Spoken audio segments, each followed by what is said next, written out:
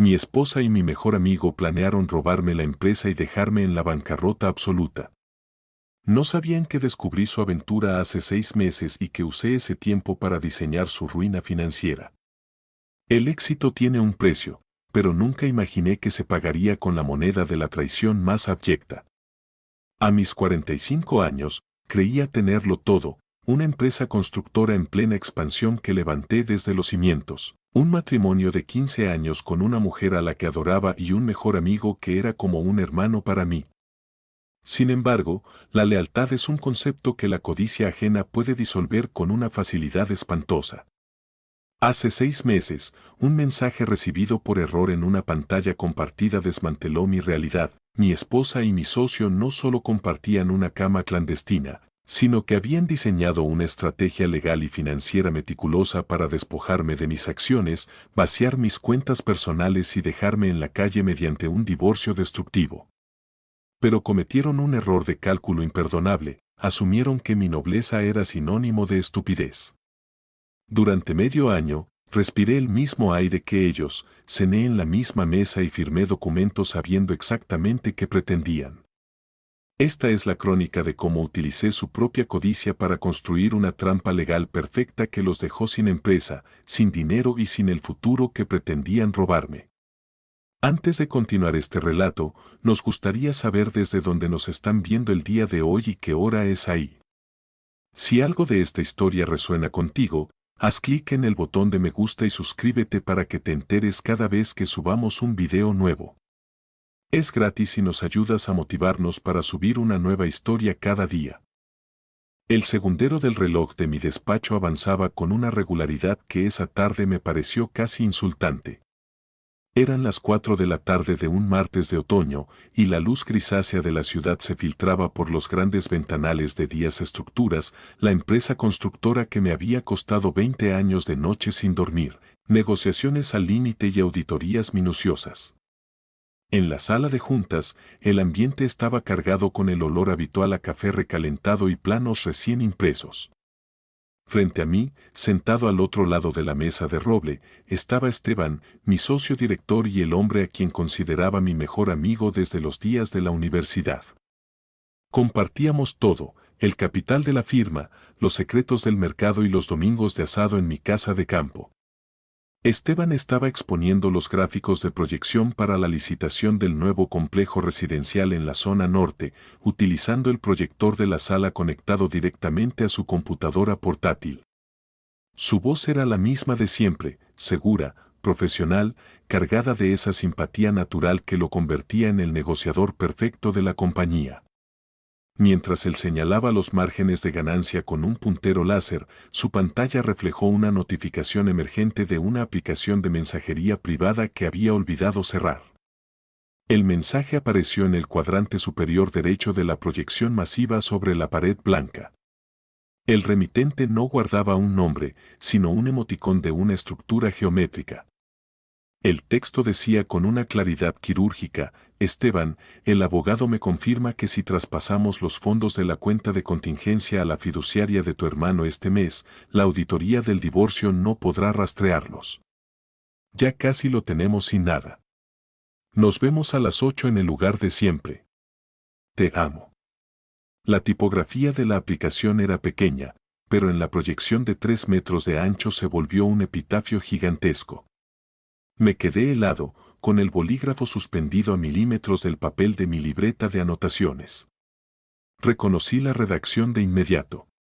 No necesitaba analizar los modismos ni el estilo de escritura, la combinación de la estructura gramatical y la referencia a la cuenta de contingencia, un fondo de reserva que solo mi esposa, Mariana, y Esteban conocían, encajó en mi mente con el peso muerto de una losa de concreto. Era Mariana.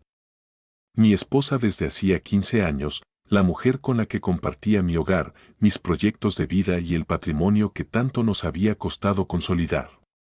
Miré de reojo a Esteban. Él no se había percatado del mensaje de inmediato, ocupado como estaba explicando un gráfico de barras sobre los costos del hormigón armado. Cuando finalmente bajó la vista hacia su monitor y vio la notificación flotando en el software de proyección, su rostro sufrió una transfiguración microscópica pero inequívoca.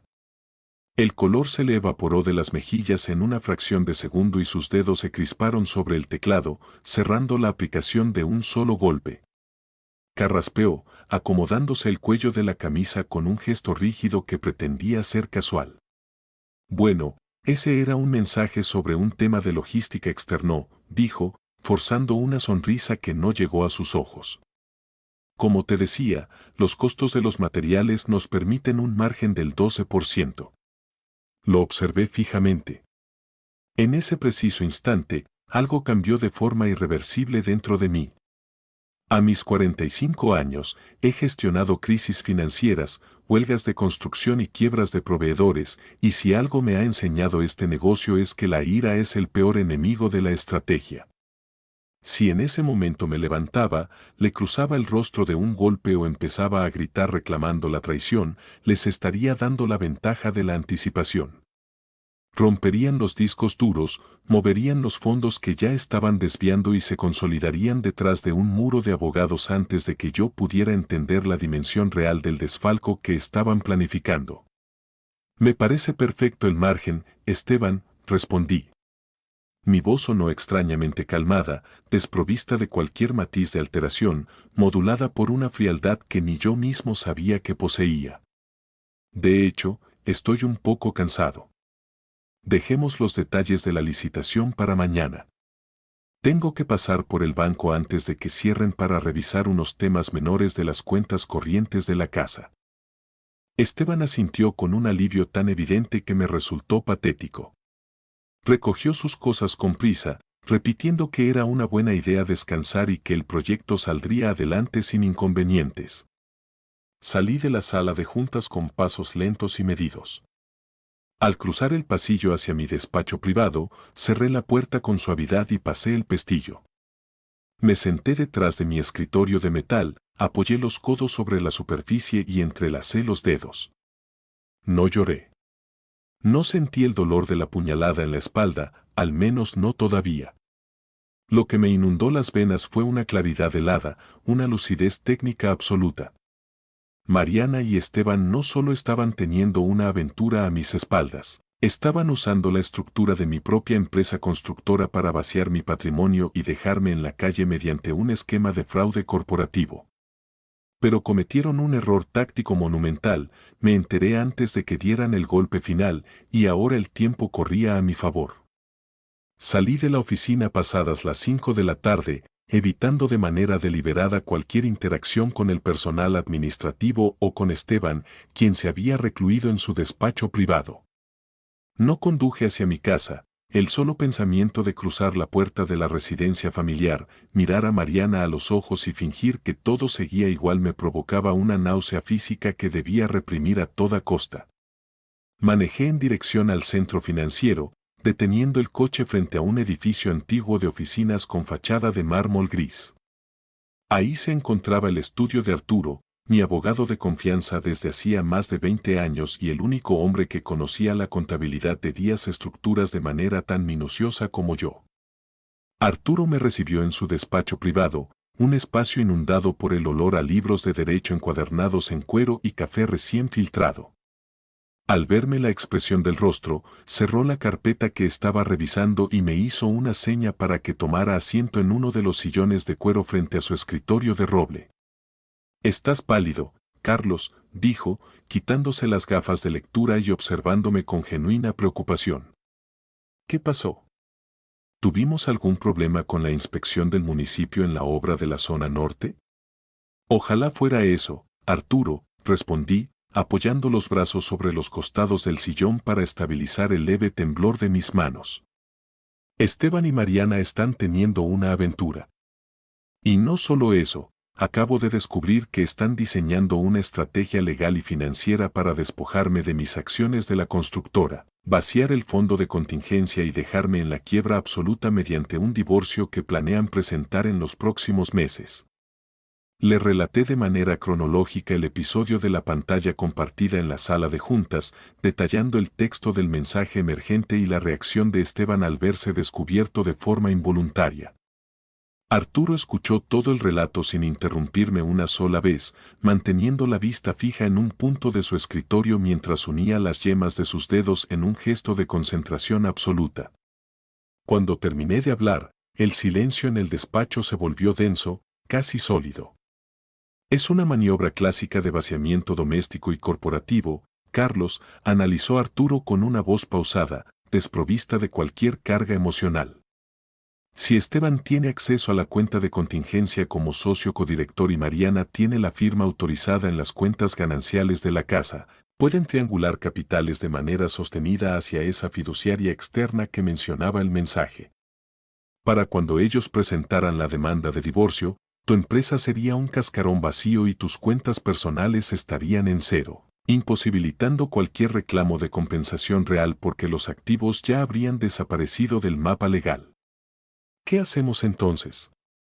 Pregunté, inclinándome hacia adelante. ¿Presentamos una denuncia por administración fraudulenta mañana mismo? ¿Bloqueó las cuentas de la empresa? No, respondió Arturo de forma tajante, mirándome con fijeza. Si golpeas el avispero ahora, Carlos, ellos simplemente negarán la autoría del mensaje, acelerarán el traspaso de los fondos que aún quedan y se blindarán con un equipo de defensores corporativos. En un litigio abierto de esas características, la empresa se detendría por completo, las obras se paralizarían y perderías millones en el proceso debido a las medidas cautelares.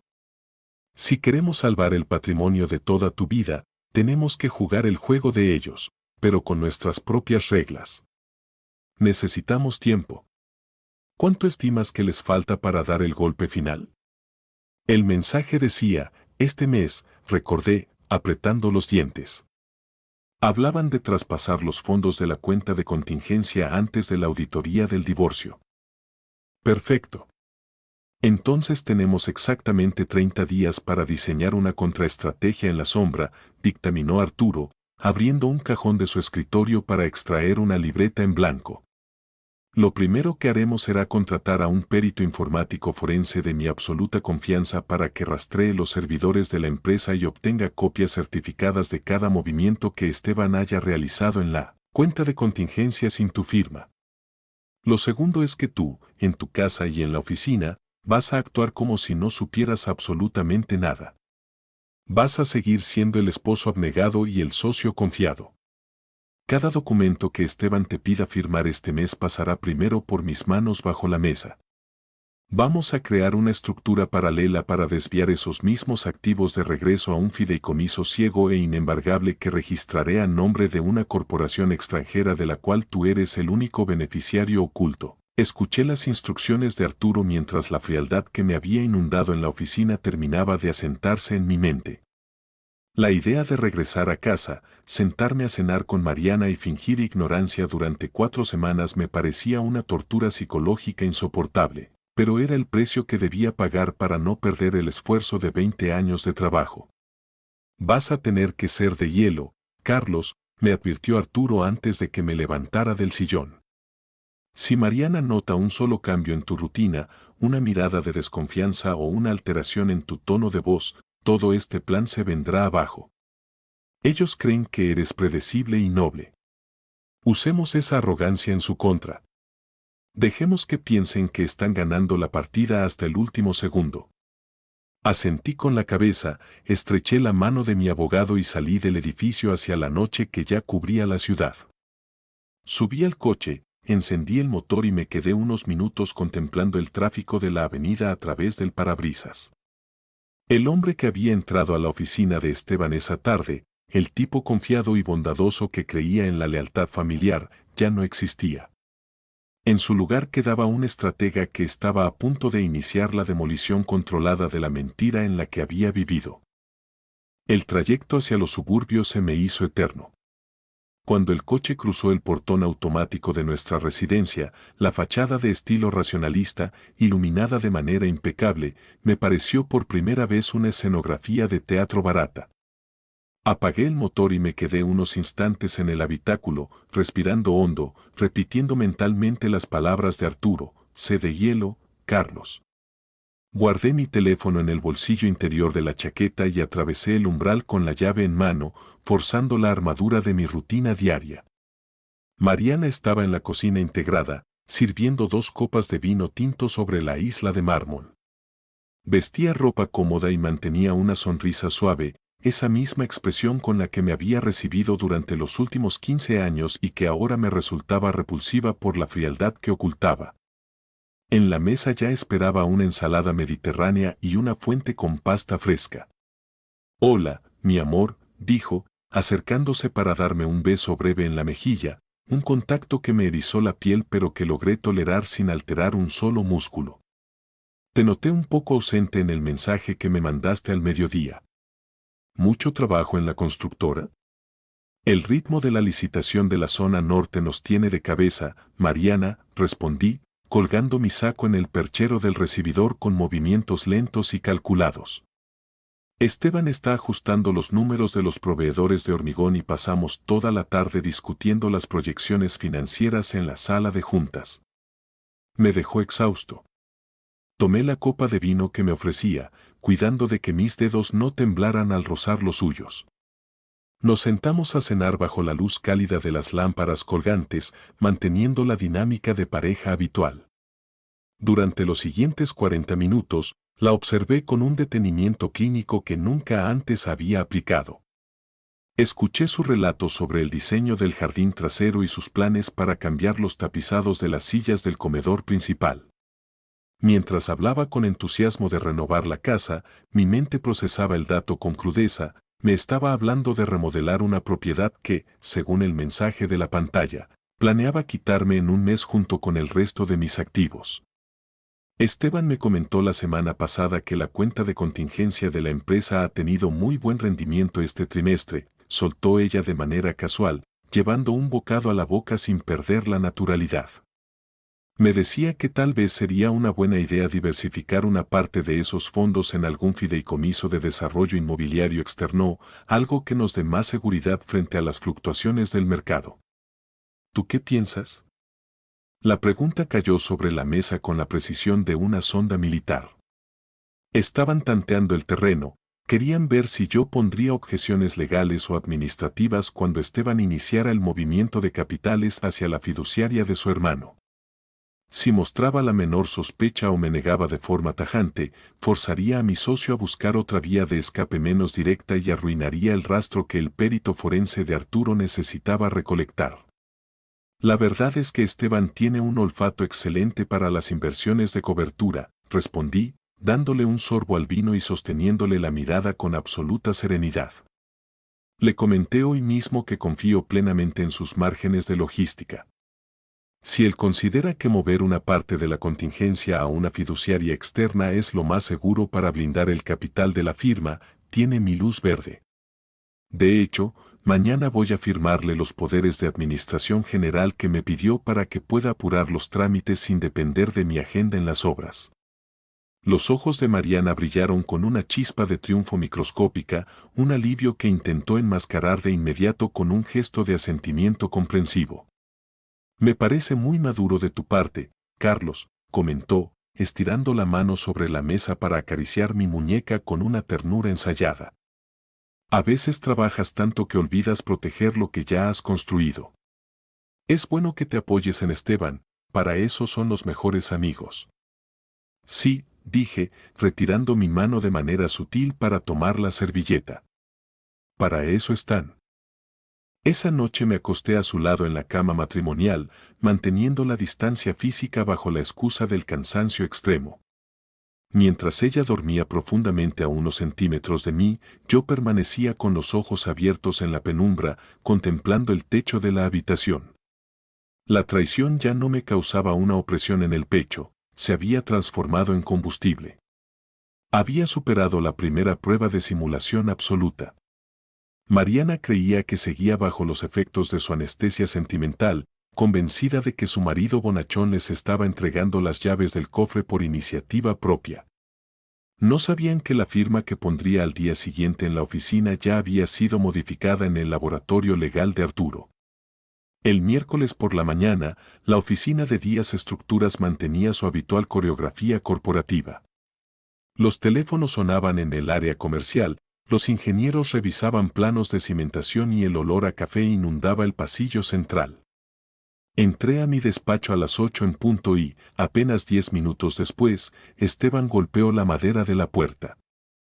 Traía una carpeta de cuero azul bajo el brazo y esa sonrisa afable que ahora me resultaba tan artificial como un billete falso. Carlos, qué bueno que te encuentro temprano, dijo, cerrando la puerta detrás de sí y sentándose en la silla frente a mi escritorio. Traje los documentos de administración general que mencionamos ayer para la cuenta de contingencia. Si me das tu firma aquí y en los anexos bancarios, puedo transferir los fondos de reserva a la fiduciaria de cobertura esta misma tarde antes de que cierre el clearing. Con el ruido de la licitación de la zona norte, es mejor dejar el capital blindado frente a cualquier inspección fiscal sorpresa. Miré la carpeta sobre la mesa. Debajo de esa jerga técnica de blindaje de capital se ocultaba el mecanismo exacto para vaciar la mitad del patrimonio líquido de la empresa. Tomé los folios y los revisé con lentitud, emulando mi habitual meticulosidad técnica para no despertar sospechas. Lo que Esteban no sabía era que el documento que tenía entre manos no era el formato estándar del banco. La tarde anterior, Arturo había modificado las cláusulas del anexo complementario con una tipografía idéntica. La firma que yo estamparía no otorgaba un poder irrestricto de disposición a Esteban, sino que subordinaba la validez de cualquier transferencia externa a una doble validación digital vinculada a un token que solo yo poseía. Era una trampa de retención de activos. Los términos están claros, Esteban, comenté, sacando mi pluma estilográfica del cajón. La tasa de retorno de esa fiduciaria es razonable y la cobertura nos viene bien para el trimestre. Firmé cada una de las 3 copias con un trazo firme y seguro, devolviéndole la carpeta con un gesto de absoluta normalidad. Esteban tomó los documentos con una prisa que delató su ansiedad, guardándolos de inmediato bajo el brazo como si temiera que cambiara de opinión. Perfecto, Carlos. Me encargo de esto ahora mismo. Te quito este peso de encima para que te concentres en la obra, dijo, dándome una palmada en el hombro antes de salir del despacho con paso aliviado. En cuanto la puerta se cerró, me levanté de la silla y pasé el pestillo. Saqué mi teléfono secundario y envié un mensaje corto a Arturo, firma ejecutada. El anzuelo está en el agua. 2 minutos después, recibí la confirmación de que el perito informático forense contratado por mi abogado ya estaba conectado de forma remota al servidor central de la constructora a través de una credencial de auditoría externa que yo mismo había habilitado la noche anterior. El rastreo en la sombra comenzó a dar frutos antes del mediodía. A través de una videollamada cifrada, el perito me mostró el mapeo de la red corporativa. Esteban no solo estaba moviendo los fondos de contingencia, llevaba 4 meses extrayendo pequeñas sumas mensuales bajo el concepto de honorarios de consultoría técnica a nombre de una sociedad fantasma radicada en el interior. El rastro digital era burdo para un ojo experto, pero lo suficientemente camuflado para pasar desapercibido en el balance general diario. Estaban desangrando la constructora de a poco, preparando el terreno para el golpe definitivo que coincidiría con la demanda de divorcio de Mariana. Su socio está dejando un sendero de migas de pan informáticas impecable, señor Díaz, me explicó el perito, señalando las líneas de transferencia en su pantalla. En cuanto ejecute el movimiento grande esta tarde hacia la fiduciaria de su hermano, el sistema congelará los fondos en una cuenta de depósito en garantía provisional debido a la cláusula de doble validación que insertamos. El dinero no llegará a su destino, pero el intento de desvío quedará registrado con firma digital y coordenadas IP como un fraude corporativo flagrante. Corté la comunicación y me acerqué al ventanal que daba al patio de maniobras de la empresa, donde los camiones mezcladores se preparaban para salir hacia las obras. Sentí una profunda satisfacción técnica. Esteban y Mariana se creían los arquitectos de mi ruina, convencidos de que su superioridad moral y su supuesta astucia sentimental los volvían intocables. No tenían la menor idea de que cada clic, cada firma y cada mensaje que intercambiaban estaba siendo archivado en un expediente judicial que Arturo estaba terminando de sellar en su laboratorio legal. El tiempo de la simulación estaba llegando a su fin y la demolición controlada de sus planes avanzaba según el cronograma previsto. El viernes por la tarde, el aire de la oficina se sentía denso, como si la tormenta que se anunciaba en los noticieros meteorológicos ya se hubiera instalado entre los escritorios de la administración. A las 5 en punto, cuando la mayoría del personal ya había marcado su salida para el fin de semana, Arturo llegó a mi despacho sin anunciarse. No traía su habitual portafolios de cuero, sino una tableta corporativa y una unidad de almacenamiento sellada en una bolsa de polietileno transparente.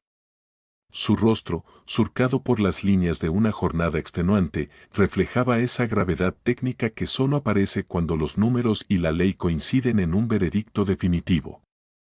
Cerró la puerta con doble llave, corrió las persianas americanas que daban al pasillo y se sentó frente a mí, encendiendo el dispositivo digital con un movimiento preciso. El perito terminó la certificación notarial de los servidores hace 2 horas, Carlos, dijo, deslizando la pantalla hacia mi lado. El intento de transferencia de Esteban se ejecutó hoy a las 2 de la tarde, justo después del almuerzo. Intentó desviar $750,000 del fondo de contingencia hacia la cuenta de la fiduciaria de su hermano en el banco extranjero. Tal como lo planeamos, el sistema retuvo el capital en la cuenta de garantía provisional debido a la falta del segundo token de validación. Pero eso no es lo más grave. Arturo tecleó un comando y abrió una carpeta titulada Comunicaciones cifradas, espejo.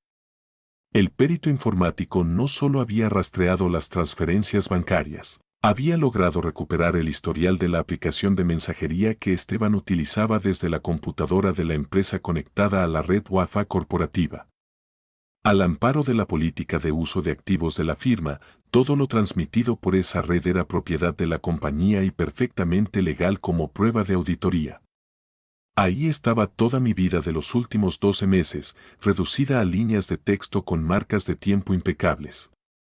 Mariana y Esteban no solo hablaban de dinero, se burlaban de mi rutina, de mi dedicación al trabajo y de mi nobleza.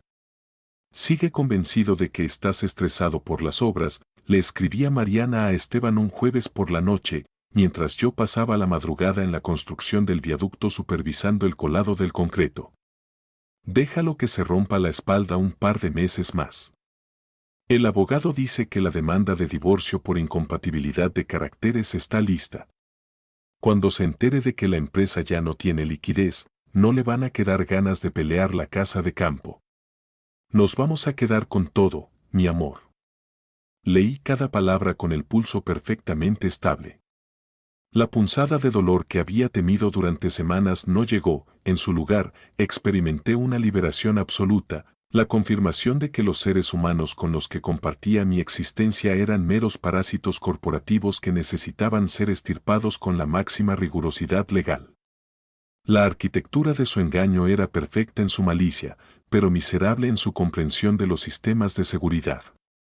Con esto tenemos el caso cerrado, Carlos, afirmó Arturo, retirando la unidad de almacenamiento y guardándola en el bolsillo interior de su saco. El lunes a primera hora presentaré formalmente la demanda por administración fraudulenta, tentativa de vaciamiento corporativo y estafa procesal ante el Juzgado de Delitos Económicos. El juez dictará de inmediato la medida cautelar de remoción de Esteban de su cargo de socio director y el embargo preventivo de todos sus activos personales para garantizar la indemnización a la firma. ¿Y Mariana?, pregunté, mirando las capturas de pantalla de los mensajes donde ella detallaba cómo pensaba declarar mis supuestas cuentas ocultas para inflar su demanda de manutención. El escrito de contestación y reconvención por divorcio con causa de fraude patrimonial doméstico está listo, respondió Arturo con una sonrisa fría. Cuando sus abogados reciban la notificación junto con este informe forense, sabrán que si van a juicio oral, tu esposa se expone a una pena de prisión efectiva por complicidad en lavado de activos e insolvencia fraudulenta. Van a suplicar firmar un acuerdo de disolución con cláusula de renuncia total a los bienes gananciales en menos de 48 horas. Me levanté de la silla y caminé hacia el ventanal. Abajo, el patio de maniobras de Díaz Estructuras estaba desierto, iluminado solo por los reflectores de seguridad. El fin de semana iba a ser el último periodo de calma aparente. Pasaría las próximas 48 horas en la casa, compartiendo el espacio con la mujer que había planeado mi destrucción financiera, sabiendo que el lunes por la mañana las paredes de su idilio planificado se derrumbarían bajo el peso de un expediente judicial irreversible. Estaban a punto de descubrir que el hombre noble al que habían intentado desvalijar era el único dueño del tablero. El lunes por la mañana el cielo sobre la ciudad amaneció con una niebla espesa que reducía la visibilidad a unos pocos metros, retrasando la llegada de los camiones de carga al patio de la empresa. Entré a mi despacho a las 7:30, media hora antes de lo habitual. Me serví un café negro y me senté a esperar detrás de mi escritorio, contemplando la puerta cerrada. No traía planos ni planillas de costos. Sobre la superficie de metal solo descansaba una carpeta de cartulina marrón con el sello del Juzgado de Delitos Económicos N Grados 2, que el procurador de Arturo me había entregado en mano en el estacionamiento. A las 8:10, escuché los pasos rápidos de Esteban por el pasillo. Abrió la puerta de mi oficina sin golpear, con el rostro desencajado y el teléfono celular pegado a la oreja. Tenía la corbata torcida y la respiración agitada de quien acaba de correr una maratón en trajes de sastre. Carlos, tenemos un problema masivo con el banco, soltó, apoyando ambas manos sobre mi escritorio y me con una mezcla de pánico y urgencia. Intenté ingresar a la plataforma corporativa desde mi casa para verificar el clearing de la transferencia de la contingencia y el sistema me rebota la clave.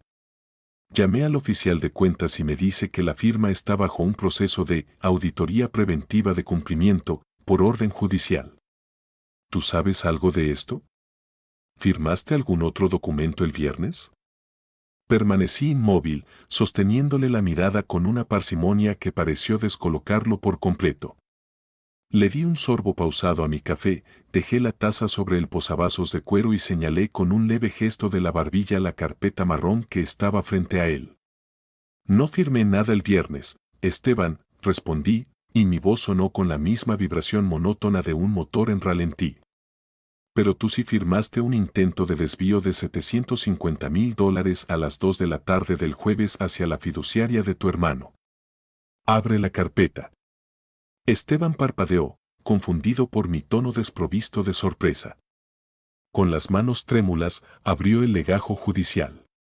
La primera página contenía la orden de restricción de acercamiento a las dependencias de Díaz Estructuras, seguida por la medida cautelar de remoción inmediata de su cargo de socio director y el dictamen de embargo preventivo sobre todas sus cuentas personales, su vehículo y su participación accionaria. En las páginas siguientes, impresas en alta resolución, figuraban los diagramas de flujo de sus desvíos hormiga mensuales y las transcripciones de sus mensajes con Mariana. El silencio que se apoderó del despacho fue absoluto, roto únicamente por el zumbido del aire acondicionado. Vi cómo el color se le retiraba de los labios a Esteban a medida que pasaba las hojas. Sus ojos se dilataron al reconocer las capturas de pantalla de la red corporativa donde se detallaba el plan para dejarme en la bancarrota. Intentó articular una palabra, una excusa, una de sus habituales salidas de negociador brillante, pero su garganta solo emitió un graznido ahogado. Esto es ilegal, Carlos, consiguió balbucear, dando un paso hacia atrás, mientras dejaba caer los papeles sobre la mesa. Alguien hackeó mi computadora privada. Esto no tiene validez legal, son conversaciones editadas.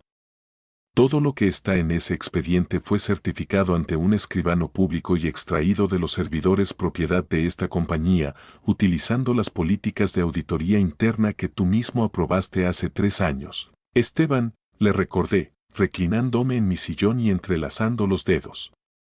No hubo hackeo. Hubo una total y absoluta arrogancia de tu parte. Pensaste que porque pasábamos los domingos juntos y consideraba a tu familia como la mía, no iba a revisar los números de la firma que levanté con mi propio esfuerzo. En ese momento, 2 oficiales de la justicia comercial, acompañados por Arturo y el jefe de seguridad de la empresa, entraron al despacho. Arturo se colocó a mi lado, mostrando la credencial del juzgado con una formalidad implacable. Señor Esteban Fuentes, declaró Arturo con voz severa, le solicito que entregue sus credenciales de acceso, su teléfono corporativo y abandone las instalaciones de la firma de manera inmediata. Cualquier intento de destrucción de material informático o retiro de documentación será considerado un agravante en la causa penal por administración fraudulenta que ya ha sido ratificada por el juez. Tienen 10 minutos para retirar sus objetos personales bajo supervisión.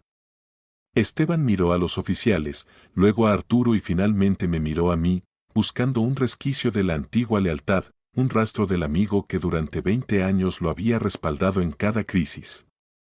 Pero lo único que encontró en mi rostro fue el vacío de una estructura de concreto.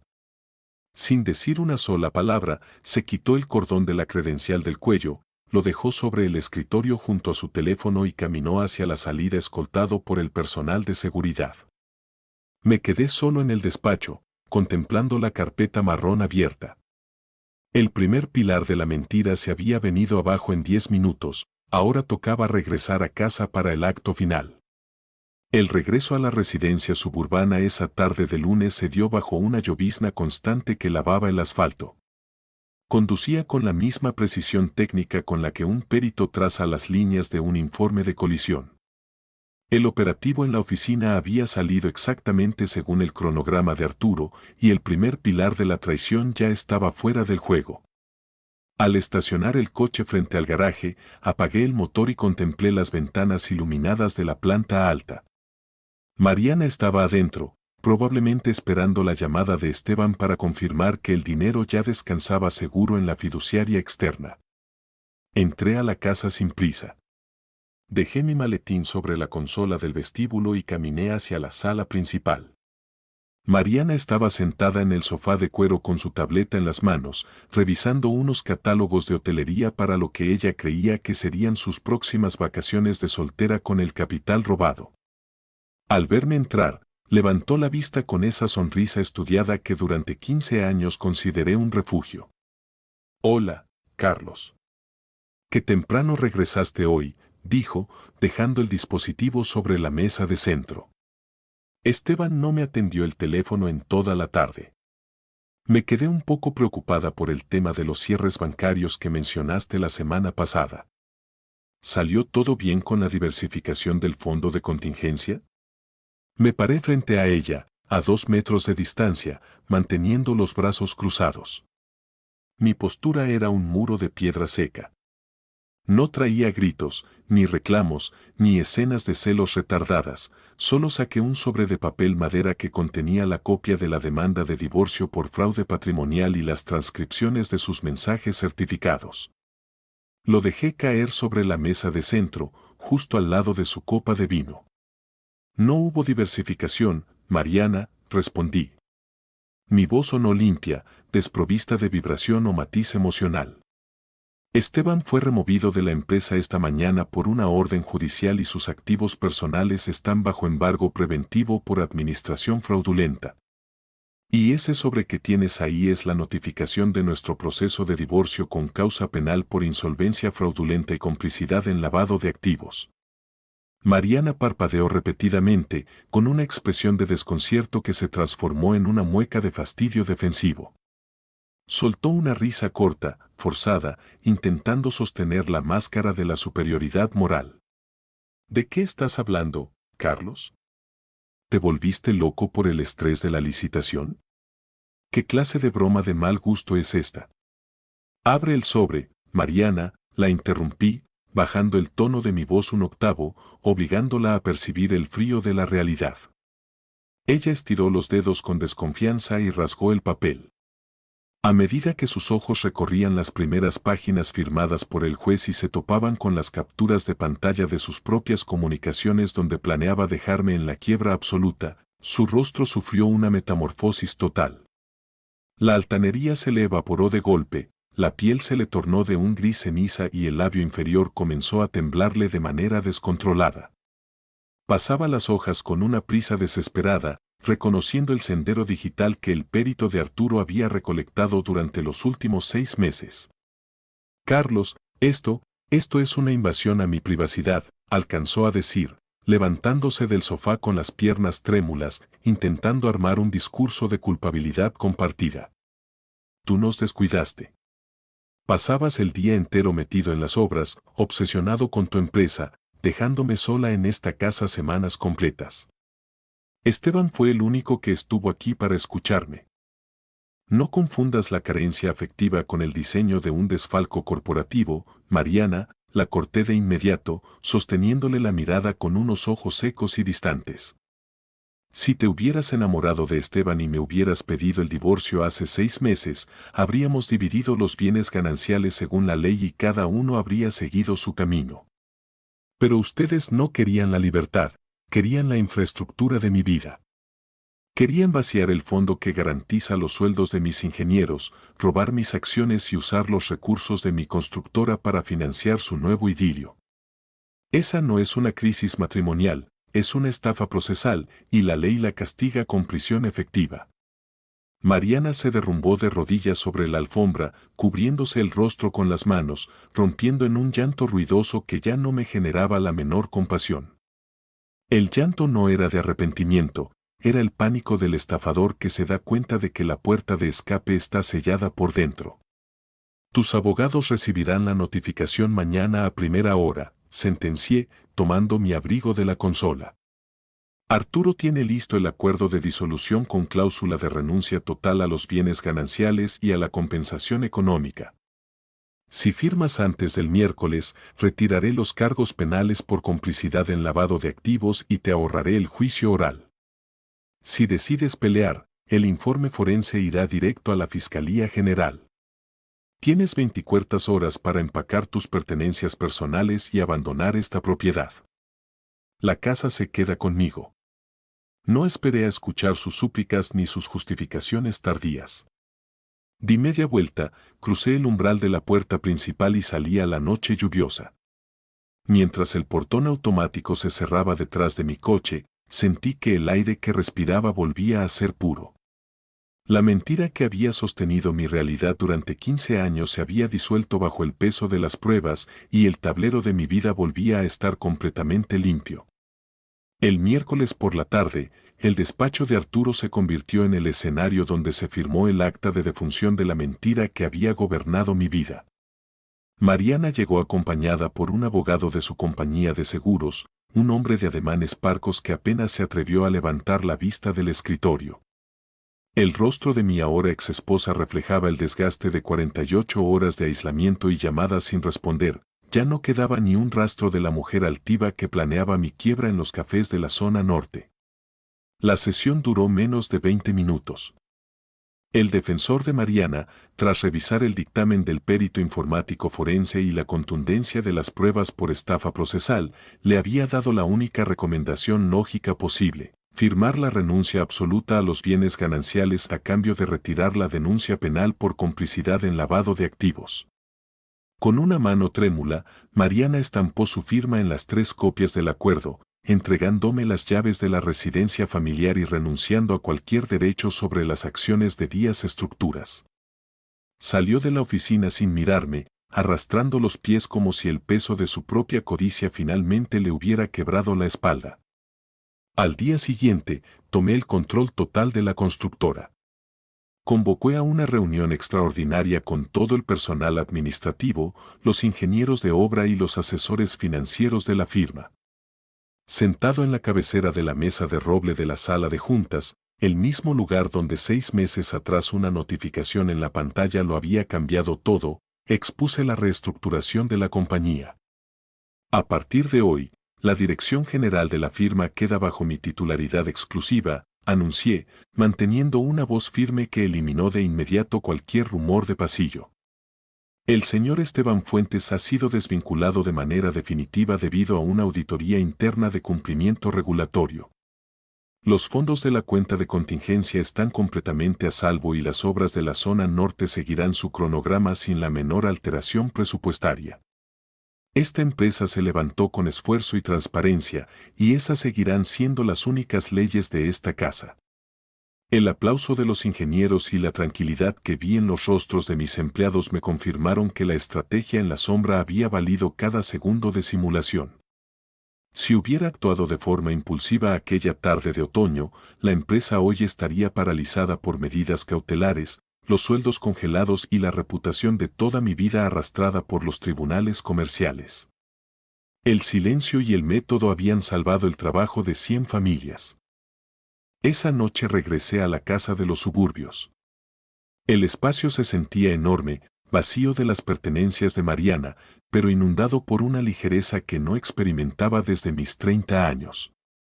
Caminé por la sala, abrí los ventanales para dejar entrar el aire fresco de la noche y me senté en el estudio a revisar los planos del nuevo complejo residencial. No había fantasmas en los rincones, ni deudas pendientes con el pasado. Había defendido mi patrimonio, mi honor y mi empresa con las únicas armas que el mercado y la ley respetan, la verdad documental y la sangre fría. El viejo Carlos, el hombre confiado que creía ciegamente en las apariencias, había muerto. En su lugar quedaba un arquitecto que había aprendido a diseñar su propio destino sobre cimientos indestructibles. Hoy, 6 meses después de que el juez firmara la sentencia definitiva y sellara el expediente de mi divorcio, me encuentro sentado en el porche de mi casa de campo. El sol de la tarde comienza a ocultarse detrás de la línea de los árboles, tiñendo el cielo de un tono cobrizo que me transmite una paz profunda, limpia y absoluta. A mis 45 años, Díaz Estructuras es una empresa más sólida que nunca. Hemos cerrado la licitación de la zona norte y los balances contables reflejan una liquidez histórica. Esteban está enfrentando su proceso penal en libertad bajo fianza, con su reputación profesional completamente destruida en el mercado corporativo, y Mariana se mudó a un pequeño departamento alquilado en el interior, lejos del círculo social que tanto se esmeró en deslumbrar a costa de mi esfuerzo. Al mirar hacia atrás y contemplar el camino recorrido, entiendo que la verdadera victoria no fue económica, fue moral. No me rebajé a su nivel de violencia, no recurrí a los gritos estériles ni a los escándalos de pasillo.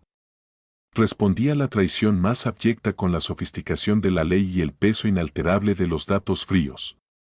Logré salvar el esfuerzo de 20 años de trabajo porque supe dominar mi propia rabia y transformar el dolor de la puñalada en una estrategia matemática perfecta. Sin embargo, estar aquí solo, disfrutando de esta tranquilidad ganada a pulso, me hace reflexionar sobre el costo humano de esta batalla. La traición de las dos personas en las que depositaba toda mi confianza, mi compañera de vida y el hombre al que consideraba un hermano, me dejó una cicatriz invisible pero profunda. Sé que muchos de los que leen mi historia han pasado por momentos de oscuridad similares, donde aquellos que juraron amarte o protegerte resultan ser los mismos que afilan el cuchillo a tus espaldas. Nos enseñan a ser nobles, a confiar ciegamente en la lealtad familiar, y a veces esa misma nobleza es la que nos deja vulnerables ante la codicia ajena. Por eso hoy quiero abrirles mi corazón y apelar a lo que ustedes mismos han vivido o sentido al acompañarme en esta crónica. Les pregunto con la mano en el pecho, ¿creen que la frialdad con la que planifiqué la caída de Mariana y Esteban fue justificada? ¿O piensan que debía haberles dado una oportunidad de explicarse antes de destruir sus vidas financieras? Si hubieran descubierto que su mejor amigo y su pareja planeaban dejarlos en la indigencia, habrían tenido la fortaleza psicológica de convivir con el enemigo durante 6 meses fingiendo ignorancia, ¿o habrían estallado en la primera cena? ¿Vale la pena reconstruir la capacidad de confiar en los demás después de una traición de esta magnitud, o es mejor blindarse para siempre detrás de un muro de contratos y sospechas? Su opinión y sus experiencias significan mucho para mí en este proceso de sanación y reconstrucción personal. Los invito de todo corazón a dejar sus reflexiones y respuestas en la sección de comentarios abajo. Prometo leer cada una de sus palabras. Compartir nuestras historias es, al final del día, la única estructura sólida que tenemos para recordarnos que nadie puede robarnos la dignidad a menos que decidamos entregarla voluntariamente.